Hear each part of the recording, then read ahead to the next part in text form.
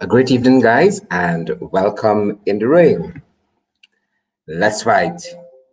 Hope you guys would have had a great weekend. I missed you guys sorely. Hope you guys would have tuned into the afternoon rush with Randy and Chris. I'm on some deserved rest. And so I'm happy to have you guys here with me this evening. And as you come on, we always advocate that we share the live stream. And so while you do that, and we prepare to get down to business, folks, as we prepare fight, share the live stream. Those of our friends who are joining us on Twitter this evening, we ask you to retweet, to put your comments. Those of you joining us on YouTube, you do the same as well.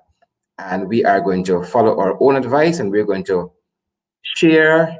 We're going to do some retweeting on Twitter, and we're going to invite you guys to subscribe on YouTube if you guys are watching. And we know lots of you join us on Facebook, and there is where we encourage you guys to share the live stream. I'm going to do just that. Quite a bit of information to share with you guys this evening. I am going to do just that. A good night, folks, and you can feel free to let me know where you guys are picking up the live stream from. For all our folks who usually join us from out of the diaspora, we get some great support out of the diaspora. Folks love the work that we do and are helping us in tremendous ways. And one of the ways in which people continue to help us is to share the live stream. And that is what we encourage each and every one of you to do. Hundreds of you join the live stream every evening. And we just ask that you give us a share when you come on, that so other persons can benefit from the program as well, from the content, as our colleague Randy says, from the credible and valid information that we put out there. We ask you guys to share. And we hope you guys had a chance to tune in this afternoon to the afternoon rush. I was distracted a little bit, didn't get a chance to do so, but I hope that you guys did and would have benefited from what our colleagues are doing at that end, folks. Again, share. We're gonna get started in just a little bit. I'm doing my bit here too, sharing the live stream around in some of the groups. All right. Good. So good to see so many of you guys joining us this evening. So great to see so many of you guys joining us this evening. So many of you joining us this evening. We're so privileged to have each and every one of you. And as you guys share, we are going to start in just a couple, folks. We're discussing the Public Accounts Committee this evening. Some interesting things. It was an interesting episode today, an interesting meeting of that committee today. And I'm so grateful for everybody who is sharing. I'm seeing quite a few shares on Facebook. Guys, I'm heartened already and encourage you to continue to share the live stream. Continue to share the live stream. I'm about to get started. I'm ready to fight, folks. Are you ready to fight? I had a very restful weekend. I can take on a couple of folks this evening, like the fraudulent PvP supporters who always jump on this page, jump on this live stream and saying all manner of things. Good night to you guys, whoever you're picking us from. Lena Williams, Winston Grenada. Good to see all of you guys on. Eric Farrier, good to see you. Winston says that the rush was good. I'm happy you enjoyed it, Winston. The producers there work very hard. Randy and Chris and all the other folks that contribute to the program. Rose Chappelle, a good evening to you. Joan Robertson, Nima Flu-Bess, Member of Parliament, the Honorable. Good to see you, Nima, my comrade. Pamela. How is Pamela's surname pronounced here? Is this Sanchari? Pamela Sanchari, a very good night. St. Romaine Adams, good night. Keisha Millington, Rajendra Dinanot, a very good evening to you. Just forgive me if I pronounced it a bit wrong there. Sharon Thomas, good night to you. Thomas, good night to you. Esri Smart Felix, good night to all of you folks. And I hope you guys are going to give us a share, give us a little push out of the block this evening. We always crave it. We depend on it. And I have one of our producers leaving me this evening. He says good evening. He says he has to run out. So he's one of the guys who won't be behind the scene, but he says to tell you guys Good evening to everybody, and to have a good show. Good to see all of you guys. You know, we always wait for to meet a particular magic number at the back end. We're looking on and we're looking for a particular number, and folks told us that some of our ratings and our numbers have declined. And while you might be seeing us on one page and seeing a small amount of number, for instance, if you join me via my profile, you might see 200-300 persons joining us there.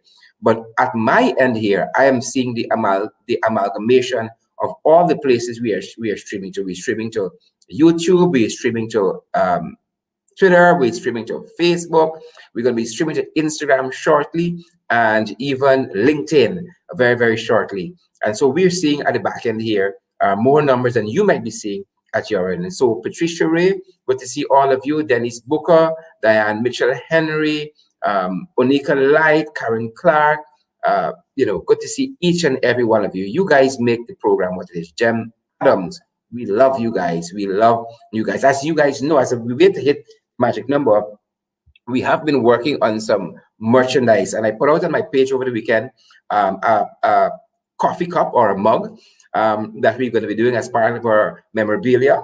Friday, I wore one of our In the Ring t-shirts, and if you guys want to take a piece of the show with you, we are going to put exactly what we put on the cup. A good night to all except your husband, the side chick, your significant other, your entanglement, all of that. We can personalize it for you, and I'm going to tell you more about that in subsequent shows. All right, we're almost where we need to be, folks. We are almost at that magic number. Quite a few things to share with you guys. Esther Blue, I see you. Rowena Dolphin, I see you as well. Cynthia Henry, Gladstone Matthews, Unique Work. And I know that can be a real person's name, Unique Work. Diane Fordyce and Denise Booker again. Good to see all of you guys on the stream. Christine Collier. Good to see you guys. Oren Newton, Robin Allen Barnwell. Good to see all of you guys. We're almost where we need to be, folks, and then we are going to get out of the blocks. For those who are now joining us, we always say the price of admission is to share the live stream. We hope that you can do that, and then we're going to get right on. Share the live stream, folks. When we come out, let me switch over on Facebook and see what's going on here. This is one of my favorite platforms. Even though I love Twitter, and I don't tend, I'm not like most people. I don't tend to share on Facebook what I share on Twitter or what I share on maybe LinkedIn or even Instagram. I tend to try to put out different content to all those audiences, because I don't want when people say, oh, I see this already on Facebook, people post this on Instagram. So I want to put out fresh content on all of these mediums just for you. So guys, if you are on Twitter, you can follow me at Sherrod Avery Duncan. If you're on YouTube, it's Sherrod Duncan. If you're on Instagram, it's Sherrod Avery Duncan as well. And give us that subscribe on YouTube. If you guys are going to be following us there, you know, lots of people up in the house in front of the smart television, and they don't want to switch channels, so they stay on YouTube and they watch us. And we are grateful for that. And we try to make it easier based on which social media network you love being on more. So you can still find us on Twitter. You can find us on YouTube. Again, we're coming to Instagram and LinkedIn shortly. We are all over Facebook. We just there, all over Facebook. We're feeling the love, folks. Thanks for all of the shares already. And I invite you to, if you're now joining us, share that live stream. It's going to make the world of difference to us, folks. It's going to make the world of difference.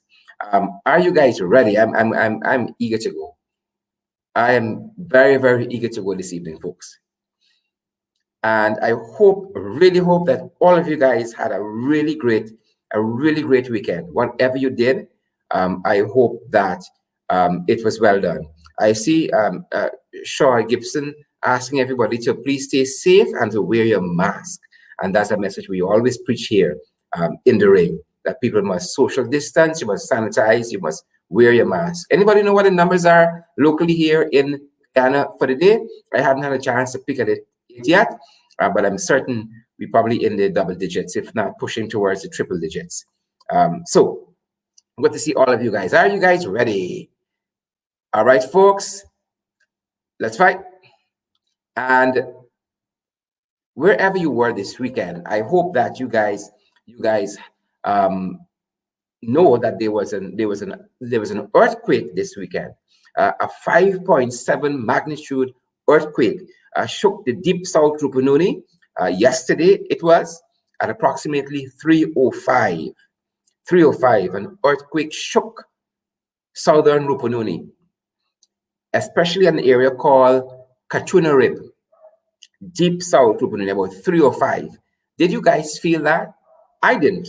I can't say that I did, but according to the United States Geological Survey and also the European Mediterranean Seismological Institute, both of them said that the earthquake registered at a 5.7 on the Richter scale. Guys, you know, that is a very strong earthquake.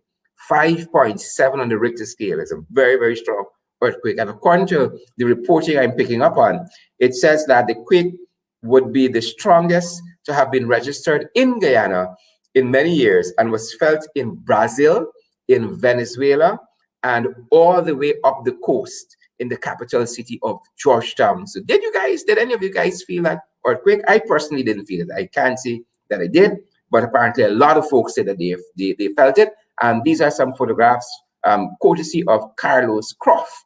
Of course, these are pictures coming from that area there, 𝗧𝗵𝗴 𝗁 and surrounding villages of the earthquake yesterday. You see this this crack in the surface of that road. Again, these are photographs coming out of the 𝗧𝗵𝗴 community and surrounding villages, and they were taken by Mr. Carlos Croft. So we just want to give him a shout out for going out, because, you know, some people, when things like this start happening, people run under the bed and they hide and so on. But Carlos Croft had a testicular fortitude to have gone out there and taken these images for us. Folks, it seems like though the Ali administration can get a break. Can get a break. It's like the judgment of God on this administration. That's all I can say. It's from an earthquake to pandemic. You know, the list goes on. They can't catch a break. Talking about another earthquake, while that was happening yesterday, these images were making the rounds on social media. There was an earthquake on social media, and this was a painting by Courtney Douglas. And I'm not even going to go into this, folks. Art has different meanings to different people based on what you, based on your own background, based on what you bring to the artistic piece. And I'm going to leave that just there. Suffice to say that if this was Georgetown, I ain't like the one flower. This is the Garden City, and I know about this one flower business. So that's as much as I'm going to say where that is concerned. But I ain't like the one flower. But the artist, I was made to understand, came under heavy criticism for this photograph, and he subsequently adjusted his piece. A little more flowers here, but it seems to me as though the Garden City dying out. It seems to me as though the Garden City is dying out. So from one flower, he blossomed up things a little bit, and we came up to scratch. So that is as much as I'm going to say. Art is something very peculiar, and different people see different things when they look at an artistic expression, a painting, a drawing, a sculpture, what have you. But that was while there was that earthquake in 𝗧𝗵𝗴 and surrounding villages in deep south Rupununi yesterday. Apparently, these images were creating an earthquake on social media. So people got a lot of time, you know. Talking about that, not a day goes by, folks, when we do not get some complaint or the other about the fraudulent Minister of Communities, or rather local government, Mr. Nigel Darmlal. We keep receiving several reports, folks, about the unfair way in which the COVID-19 grant is being distributed.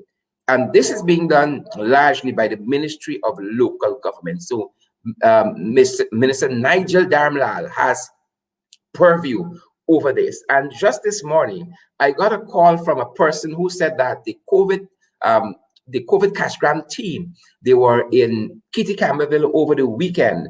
And I saw several other comments via WhatsApp. But this person called me this morning and said that they visited her home. She owned the property. She is a landlord. And they asked her whether she was a landlord. She said yes. She said she was waiting for them to ask her to produce the evidence. They never did. So they give her the COVID cash grant, but they didn't give it to any other of the tenants in the front building of this premises, nor the back building, which have several apartments. And she wondered at that. But what was more, she said that when the team had left and she had ventured into the yard later on in the evening, she noticed several receipts, several COVID cash grant receipts in her garbage bin that must have been put there by this team when they were leaving. And some of the addresses are numbers in her neighborhood. So one can infer into this that perhaps, and all kinds of rumors are running rampant out there, that these COVID teams are giving people pink slips, but yet giving writing up receipts as though persons would have received the cash grants and pocketing the money for themselves. So we're calling on the authorities. We're calling on the authorities to review this system. Review this system. Lots of people are complaining that they're getting the pink slips, and also lots of persons are telling us that they are finding receipts all over the place. Clearly, these receipts were not given out. Clearly, these receipts were not given out, right? Because they would not have been here.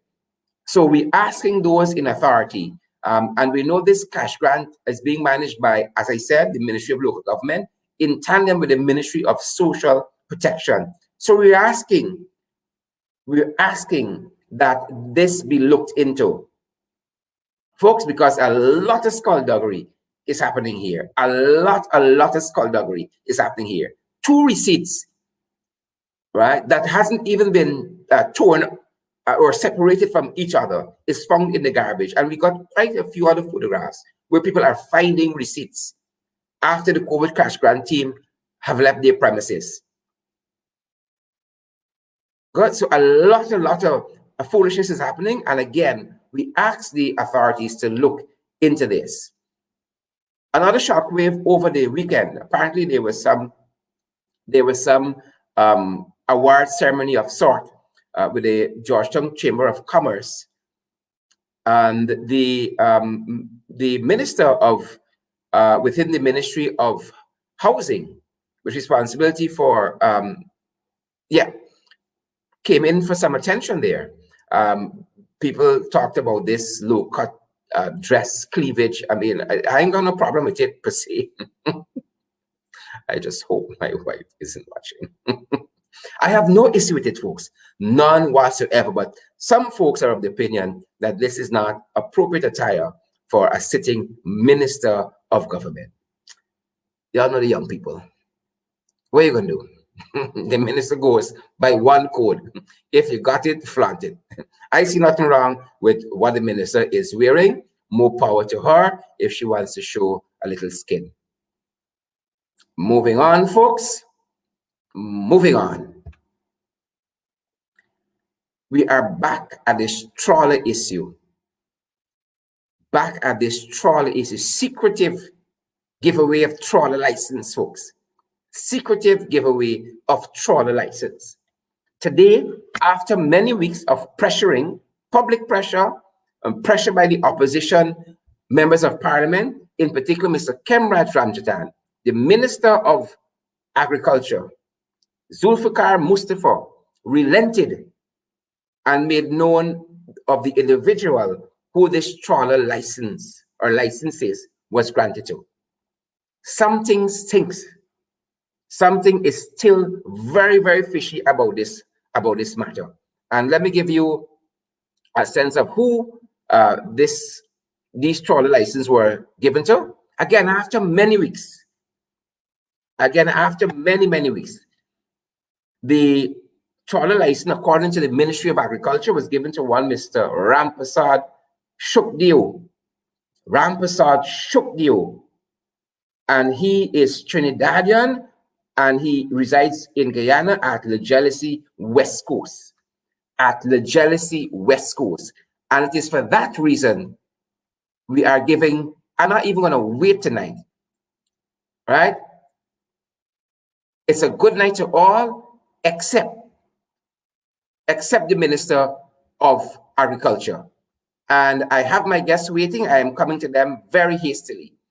So, ladies and gentlemen, it's a good night to all, except the Minister of Agriculture, because he continues, in my view, to be untruthful to the public. It seems common knowledge that these trawler licenses were given out to several persons, and not just one. I'm privileged to be joined by Member of Parliament, Mr.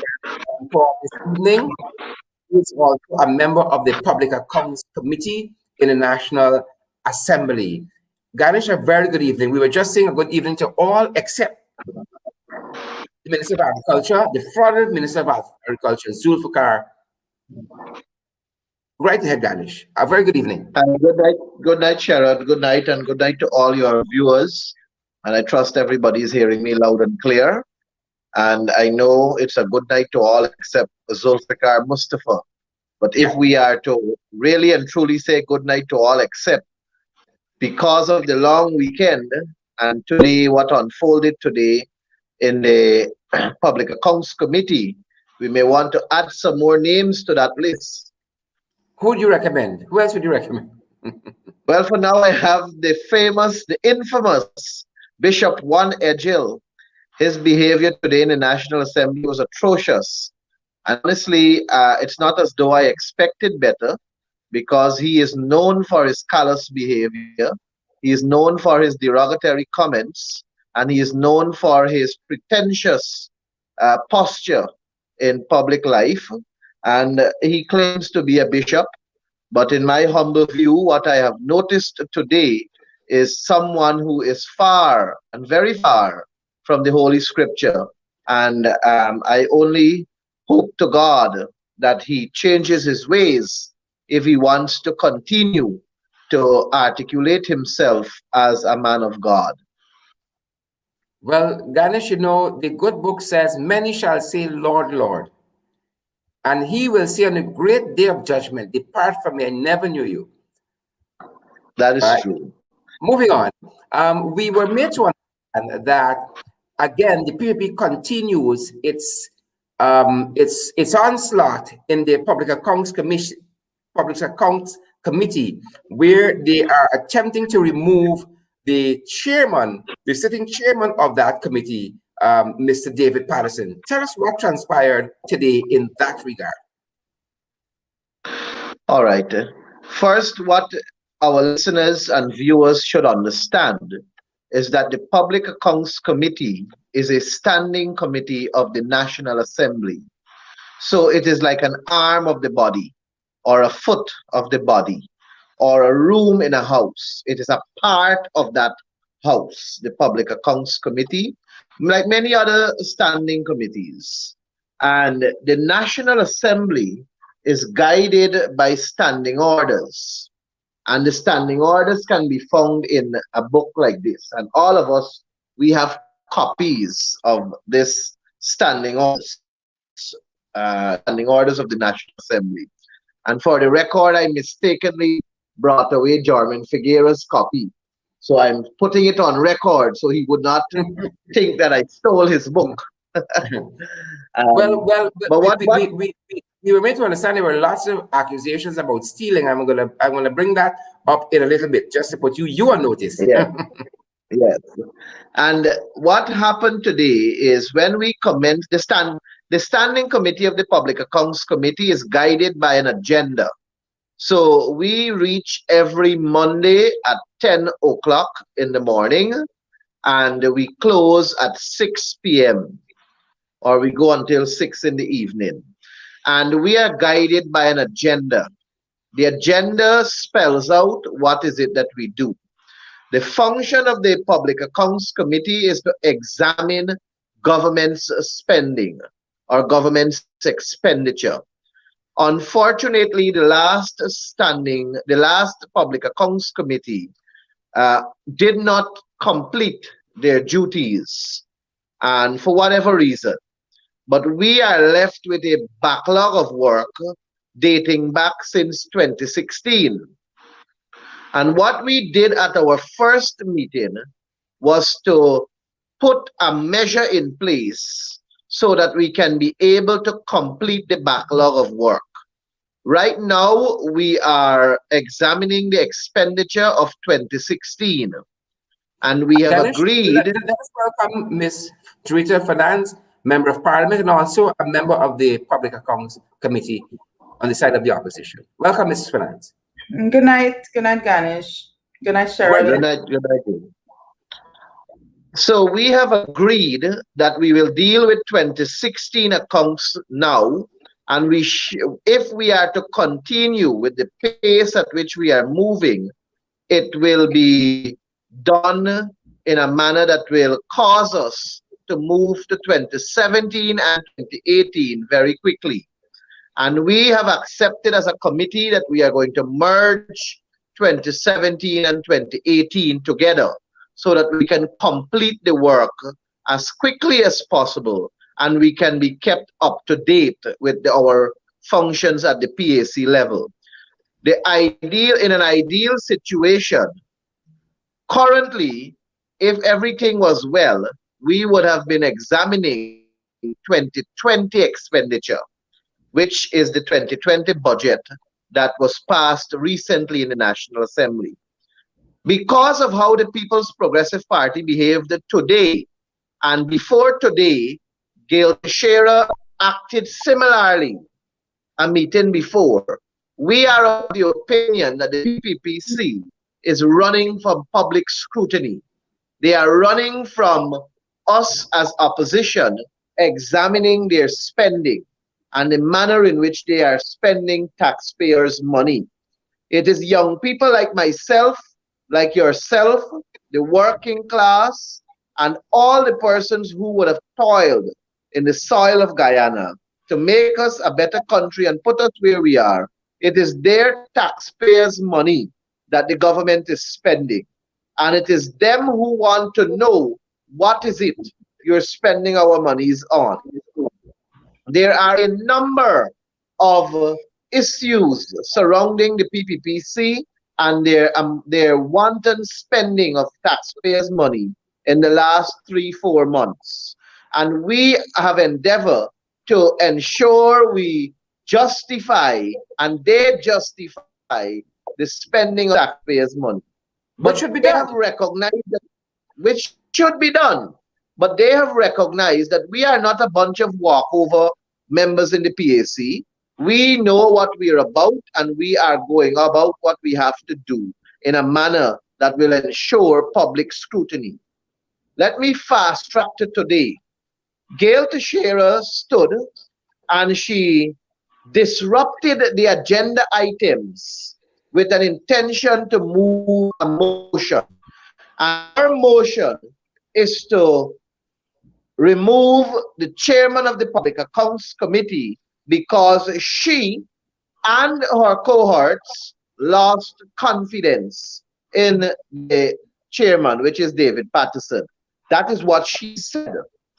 So the motion was put to the table because motions can come like that on the advice that was given to us.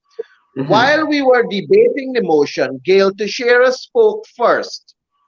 Then we had Director of Finance making a contribution. Then we had the lawyer, Datadin, making a contribution. Then Bishop 𝗥𝗶𝗴 took to the stage to make a contribution. And the bishop, in his wicked self, decided at the close of his position to say that the question shall now be put. Had the question been put there for a voting, it means that myself would not have been able to make a contribution. And it means that 𝗧𝗵𝗴 𝗥𝗶𝗴 would not have been able to make a contribution. They were in a great hurry. He is saying, the bishop is saying, that as long as the motion is put, then there needs to be the debate must cease and voting must start. And I am disagreeing with that, and I disagreed with it based on our standing order. The standing order of the National Assembly, which also helps to guide what happens in the committee, clearly says, and I'm going to read it, Sharon, so listeners will know that when the opposition acts and when we make pronouncement, we are guided by certified evidence, documented proof that guides our actions.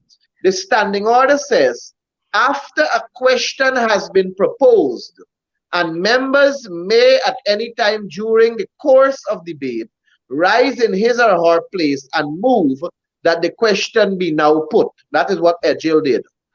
And unless it appears to the chair that the motion is an abuse of the rules of the assembly or an infringement on the rights of the minority, then the question should not be put. That is what it means, simply put. Yeah.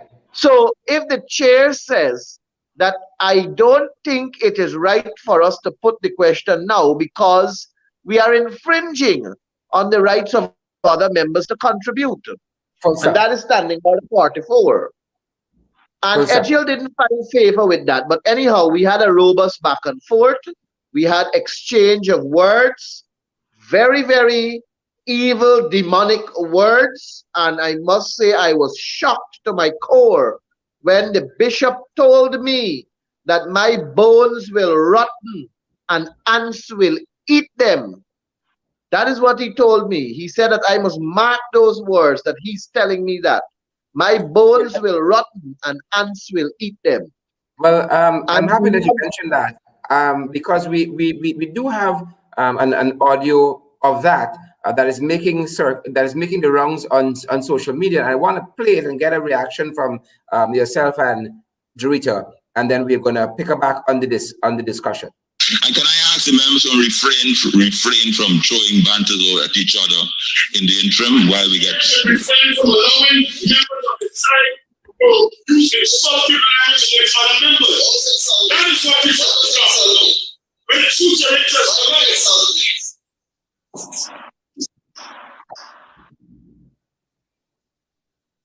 because when you sit here and somebody says, I want to be, and you saw the people who want to get much money, that's what you pay back.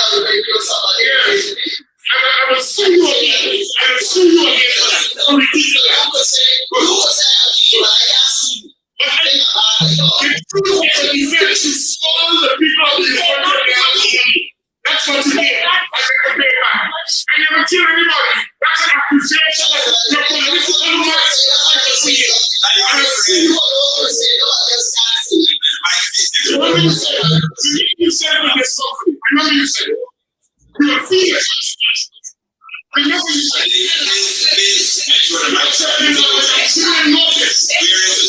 yes, you tried to peel off the picture. You said there's all the you are both. Yes. Nonsense you get around here. Yes. Yes. So I wish you well. The bones shall rot, the ants shall eat it. Remember I told you that to you.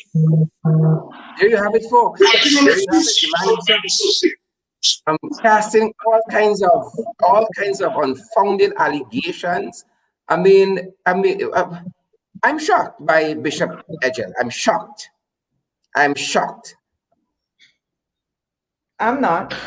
Well, Sharon, I don't know how the Christian community will view his words and if they will come out and condemn it. But he is those words and what he would have stated there is clearly a disgrace to the fact that he poses himself to be a bishop. But notwithstanding that, they put the motion, and in all fairness, because the motion was a motion to debate the chair of the Public Accounts Committee and to vote on whether he has a legitimate right to sit there or not, Mr. David Patterson recused himself from the chair, and the standing orders are very clear. Only an opposition member of parliament can chair the PAC from the main opposition. Only them can chair this PAC. So when David Patterson recused himself, it was now left for a member of the opposition side to go and take the chair to ensure that this motion goes through.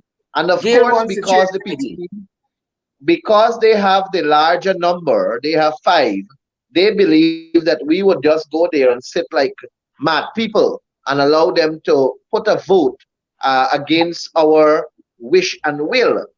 And none of us, Joretta, myself, nor 𝗵𝗵𝗲, we did not get up to go and take the chair. And at that point, the meeting was left at a standstill. It was like that for probably 3 or 4 hours. We had the members of we had the staff members from 4 ministries sitting outside waiting to come in. We had other public officials sitting there doing absolutely nothing. And this is because of the actions of 𝗧𝗵𝗲 𝗥𝗶𝗴 and her cohorts. They want to stymie the work of the PAC. If you genuinely want to examine the expenditure of government and you genuinely want the work of PAC to continue, then you will not question who we as the opposition put there to chair the PAC. The prerogative is ours. It is our decision to decide on who we want to chair the PAC. That is the democratic right that is enshrined in the Bible of our country, in the document that governs us. It says the opposition chairs the Public Accounts Committee. And you, Madam 𝗧𝗵𝗲 𝗥𝗶𝗴 and your cohorts cannot come to this honorable house and tell us who we should put there to chair the PAC. We have to decide that. We don't want them to believe as though they have that advantage to determine who goes to sit there. But I know that Joretta has more to say on this matter. I know that Joretta has a different, and not a different, but she has some addition to it, which I don't want to steal away from her. So I'm going to rest my case at this point in time, Sherrod, and let's hear from Joretta. I mean, under the circumstance, Miss Finance was livid this morning from what I heard. And I was shocked. I must say I was shocked. You see, the thing is, Sherrod, I just don't, I'm not, it's not within my character to just go shouting down like I'm crazy sometimes, but I think this morning was just ridiculous. And the fact of the matter is, and I said it to the media today, is that what we are seeing, we can hear all sorts of explanation given by the PPP. We can hear all sorts of reasoning being justified by the by this standing order and that standing order, and all manner of things. But the simple fact is, and this is what one guy needs to understand, the simple fact is, what we witnessed today was the PPP blatantly attempting to dictate who heads the committee that scrutinizes the government. That is what went down today. The government is trying, the government is trying, because they're still actively looking for loopholes to jump in right now. The government is actively trying to dictate who chairs the committee that scrutinizes the government. That is a level of craziness. And what one of the things I want to point out quite clearly is that the clerk was called in today, which he did. He did extensive research on it, because he had anticipated the motion being brought. Probably questions were asked of him and so forth from the PPP side. Now, the clerk was called in, and he came and he gave guidance to the best of his knowledge. Mind you, he has years and years of experience. I give him that. But there was one thing, and I want all Guyanese to understand, and everyone joining live today, whether or not you Guyanese, Guyanese in the diaspora and all over, this is something that is very, very serious. I queried whether or not the guidance that the clerk was given, whether it was based on any precedents in any other Commonwealth Parliament. I was very specific in that because I wanted to know which other country, which other parliament had dared, the government had dared to bring a motion of no confidence, try to remove the chair of the PAC. There was never another. It was never done before. Wow. In no other Commonwealth country, in no other Commonwealth parliament did the government have the audacity to try to dictate, to go to the level of dictatorship, to try to decide who chaired the committee that scrutinizes the spending of the government. And that is what it is. I mean, we can go through all the gymnastics of explaining this and that and what is justifiable and what is not justifiable. The fact of the matter is, and we have seen it from day one when the PPP took the deputy speaker's position and gave it to the to Mr. Schumann. Out of the window. Tradition out of the window. Correct. We see it every single day. We see the PPP not engaging the government on any matter whatsoever. We see the PPP not having any representative from, not engaging the opposition. We see the PPP also not having any representation from the opposition on boards that traditionally have representatives from the opposition on it. We have seen the PPP, the same PPP, mind you, that have preached and preached about democracy and all of these, and the PPP that had first set of people who is always willing to come out and say that, oh my God, the coalition they're trying to be dictators. Every action of and they're the ones. They are practicing dictatorship. They are trying to do everything in their power to consolidate absolute power, notwithstanding the fact that they do not represent 100% or even 60% or even 55% of the population. This is what we are seeing today. We must not tolerate it. And this is that is why I don't put it past them to try to get one of their members, a PPP member, to chair the committee. Ganesh and Jita and then 𝗧𝗵𝗲 it was one of the Sharad, before you go there, I want to make this very point clear. So permit me please, so our viewers can understand. The former chair of the PAC, the former chair, the person who was sitting there before Mr. David Paterson, tell us. He had 19 fraud charges. 19 fraud charges were before his name.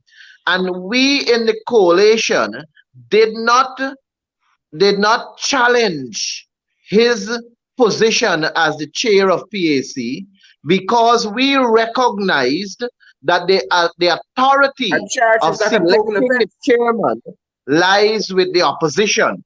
And at the time when the PPP was the opposition, they chose 𝗵𝗵 𝗏𝗏 as their chairman of the PAC, and he had 19 fraud charges.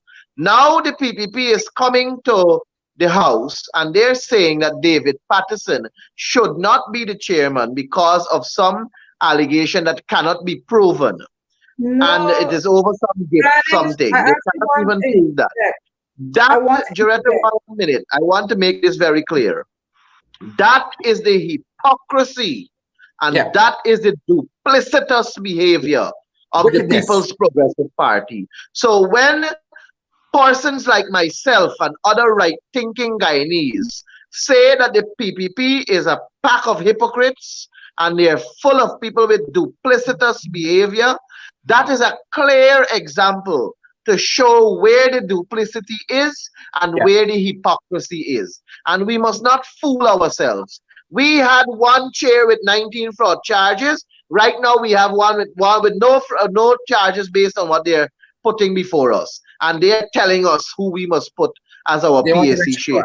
It's shameful, it's disgraceful, it's distasteful, it's disdain, and it's a pack of dotish people that are over there thinking they can ride us, but they cannot. We will not do it.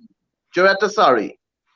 That's all. Now, what I wanted to interject about is the fact that this no confidence motion, as Guilty Chair put it over. That's what she said. She said they bring the motion to remove because they have no confidence in Mr. Patterson. There's no confident motion that they are trying to bring forward. It was based on absolutely no reason. The motion stated no grounds. Motion did not say we have no confidence in Mr. Patterson because XYZ. There was absolutely nothing stated. So I want person, I'm actually wanting to get into that because I want persons to quite understand the precedents that the PP is trying to put forward. They're trying to say that they can get up at a point in time and say, oh, I have no confidence in Mr. Bible. I have no confidence in Miss Finance. I have no confidence in Mr. Fear. I have no confidence in Mr. Patterson. That is what it equates to. It is unjustifiable and they do not care. It is something, and I think Ganesh was speaking about it earlier today. The authors of our constitution could not have ever imagined that today would have come, that a day in which the government is trying to decide on their own fate. The government wants to decide on. Yeah. And another thing that I It's a find creeping strange, dictatorship. in A addition to creeping what Ganesh dictatorship. pointed out, 19 fraud Irfan Ali sat on that committee and no PPP member objected to his sitting there with 19 fraud charges, but you want to come and challenge David Patterson. I find that strange. In addition to that, what I find very strange is that the PPP is saying they have no problem with David Patterson sitting as a member of the committee, but not as chair. Now, if these accusations are so incriminating or whatever, you should be trying to get him out of parliament. But in their own words, Exactly. they said they have no problem with him being a member of the committee, but he shouldn't serve as chair. While 19 fraud charges, Irfan Ali sat as chair. And it is because Sherrod David Patterson is there with a wealth of experience. He was a member of the PAC before, not the previous one, the one before that. And he also headed a ministry. So he understands government spending and he understands how is it that the PAC work and he understands what is it that needs to be done. And many times before, he had to put Gail Teixeira to her place, put Bishop Edghill to his place, put all the other PPP members to their place because they were going out of line and out of order. So they have recognized that David Patterson is a threat to them.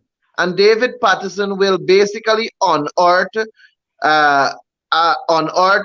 wrongdoings on their part. They're afraid that David Patterson will find where those 25,000 COVID cash grant really went. They're afraid that David Patterson will find out what really was the real cost of those 80-watt streetlights that can't go higher than 15 feet. They're afraid that David Patterson is going to drill down into the amount of work Public Works is giving out, the $100 million contract to a contract that never built a road. They're afraid that David Patterson will know what is really going on with the Eccles to Diamond 2-lane thing that they altered. They're afraid that David Patterson will know where the money is being skimmed off. And they're afraid of these things. So they believe that they should expel David Patterson from chairman of the PAC because he will find all of these wrongdoings. That is the only reason. You cannot have another reason, because if you're sitting in government and if you want the world to know that you're an honest set of people, if you want the world to know that you're a decent set of people, and if you want the world to know that you believe in transparency and democracy, then you will allow the work of the PAC to continue with the chairman that the opposition enjoys confidence with. David Patterson is who the opposition enjoys that confidence with. We have reposed into David Patterson that power to chair the PAC. And if there is anybody that will remove him, it will have to be the opposition, not no government. This is a creeping dictatorship. Gail Teixeira claims to have 𝗧𝗵𝗴 claims to have a wealth of knowledge in parliamentary affairs, but as far as I'm concerned, she is the oldest Well, Gail and impressed most me. powerful bluff that Guyana Yeah. has. A bluff that is a big All of them. fluff. Nothing All of else. those times. Absolutely nothing else. A total All bluff. of them. And she bluffs her way in the National Assembly because it was 𝗬𝗏 who asked her which standing order you're quoting from, which standing order allows you to do this and do that. And her reply was, I don't have to tell you that, you go and look it up. She is a bluff. Imagine she's so much of a bluff that she went to the standing order and quoted it and said that they are trying to suspend. She read the standing order, speaks the suspension of a member, and is telling us that that is the standing order that applies here. The woman seems to have been in parliament for 30 odd years and have learned absolutely nothing. Since I And was I don't 13. know, sometimes the way she reacts to 𝗬𝗏, I get the feeling that she's intimidated by 𝗬𝗏's Yeah. beauty, her I think youngness, so. and her And her good hair. intelligence. And her good hair. So When 𝗬𝗏 Gail Gail is went to Parliament, I was 13 years old. Her first debut in Parliament, and I am in Parliament jostling with 𝗧𝗵𝗴. I was What 13 year was that? years old. Mhm. What year was that? 92. 13 But she's years a old. bluff. She's a bluff. Folks, the Public Accounts Committee is a very important committee. As a matter of fact, public accountability, and it's something that the APNU AFC takes very, very seriously, and that is why we put our best on this committee. In his book, Anil Gulsaran, writing in this book called Improving Public Accountability, the Guyana Experience, 1985 to 2007, authored by him. He says that accountability becomes enriched if it is seen as a moral act and a personal responsibility, voluntarily given rather than being imposed. Public accountability is far more rigorous. It's a far more rigorous form of accountability, which requires officials to explain their actions publicly and to allow their performance to be subject to independent scrutiny and reporting to the highest levels of the state. And this is what the PPP is running from. Yes, they are running from it. 𝗬𝗏, you can go. No, Sharon, you're absolutely correct. The PPP is they're running from this, and it's important for us to note also is that the PPP. I mean, I heard I read a comment rather in one of the PPP controlled media houses, because that's how I refer to them right now, and I have absolutely no apology for doing that. One of the PPP media houses that they control published one of their articles on the happenings in Parliament, in the PSC today, blatantly saying that the government side is claiming that the opposition members are trying to hold back the work of the PSC. And I thought to myself, what ludicrous is this? At what point in time do these people stop and take a breath and say, I wonder how this is going to sound if I say this? Because as we all would remember, the opposition was at even getting the PAC to be convened in the first place. Letters upon letters were being written.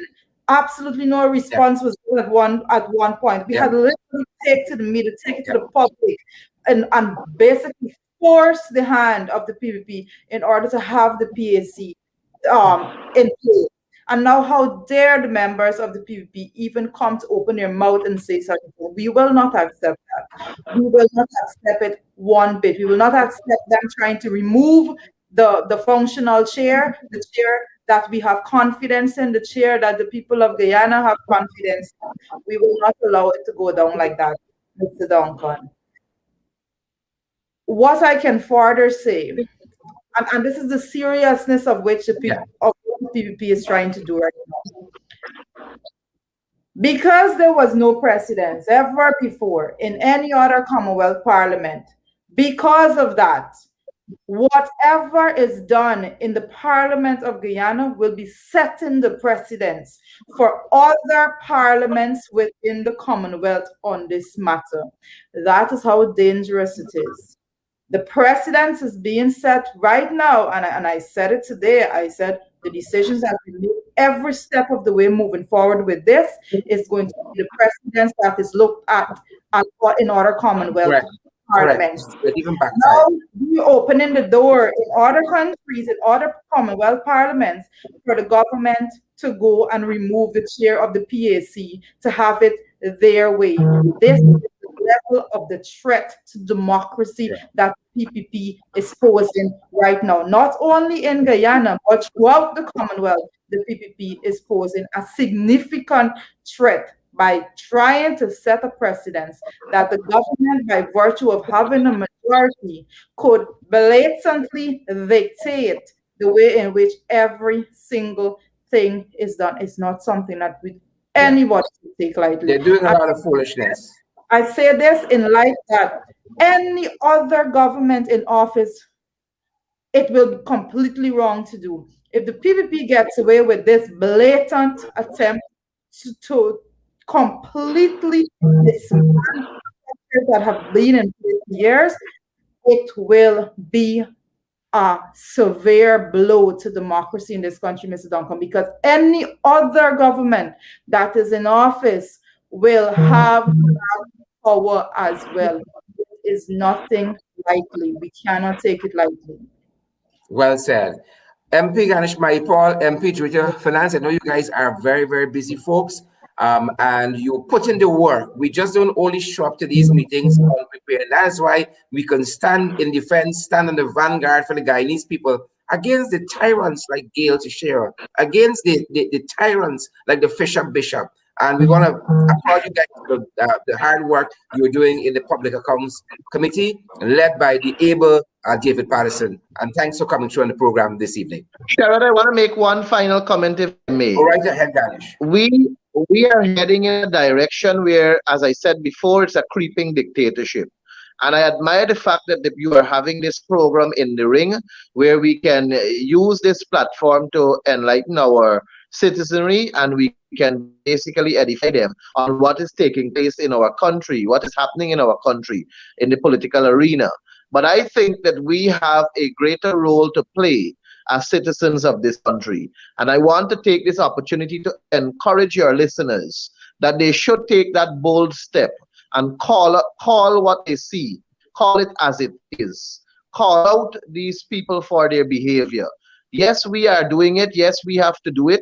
But equally so, if you're in agreement with us and you fully believe that it's a creeping dictatorship, and you fully believe that they're authoritative, dictatorial, and behaving in a manner where you can only see a disaster of a country coming up, you can only see them trying to break us down as a people. They're trying to divide us. They're trying to ensure that a feeble and weak Guyana is left for our children and grandchildren. If you see that, and I'm speaking directly to the viewers and listeners here, if you see that, then you must have, as Sherrod would say, the testicular fortitude and the whatever else done, and intellectual aptitude to call it for what it is. Speak out. Yes, it's good that you have tuned in here. Yes, it's good that you're sharing the live stream. Yes, it's good that you're listening to us.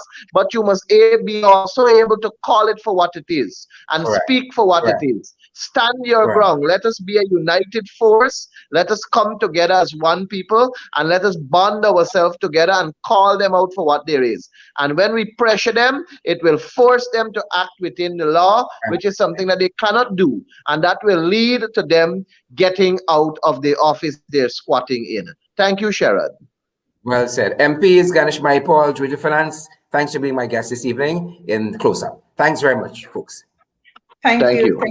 And we have this, ladies and gentlemen, so privileged that these guys could join us, and so privileged that you could join us this evening as we say good evening to all, except, and folks, just before you go, I want you to know again that every morning during the week, from Monday to Friday, I'm on Zoom for 1 hour, sometimes a little more. Most mornings it's more than an hour, meeting with members of the public one-on-one. Lots of people have information to share. As a matter of fact, lots of the information I receive comes through this medium, as I make myself available as a member of the National Assembly to listen to the people and to take your concerns to the National Assembly. And not only have folks home here in Ghana been reaching out, folks also in the diaspora have been reaching out via this method. People come through on the Zoom live. The Zoom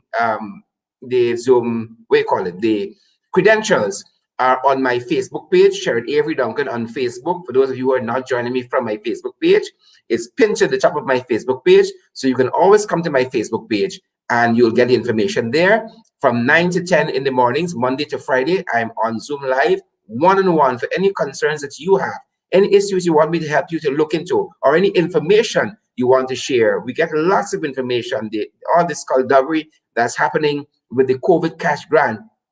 People come on and they tell us what is happening. Tell me what is happening. And I'll be so happy to hear from you if you have any issue that is causing you concern.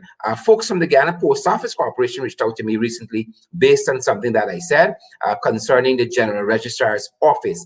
And it was a point of clarification. They wanted me to know that 𝗏𝗏 𝗥𝗶𝗴's brother, Minister 𝗏𝗏 𝗥𝗶𝗴, the fraudulent minister, the Fisher Bishop, his brother, Mr. Raymond Cummins, who heads the GRO's office, they wanted me to know he does not head the Guyana Post Office Corporation, that the Guyana Post Office Corporation and the GRO's office are two separate and distinct entities.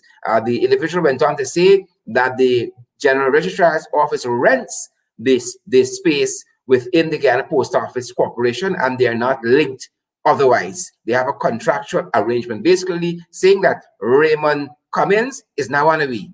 That's what the person was really saying. And I am grateful for that clarification there. And I stand corrected that Raymond Cummins, the brother of 𝗏𝗏 𝗥𝗶𝗴, is not the head of the Guyana Post Office Corporation, but actually is the General Registrar of the General Registrar's office, which is separate and distinct from the Guyana Post Office Corporation. Folks, thank you for having the testicular fortitude for being ringside this evening, and the intellectual aptitude also for being ringside. We love you guys, and thank you for my guests who showed up this evening. Continue to social distance, wear a mask, sanitize, and practice all of the other COVID-19 protocols that are in place for your health and your safety. Ladies and gentlemen, do stay safe, and thanks for joining.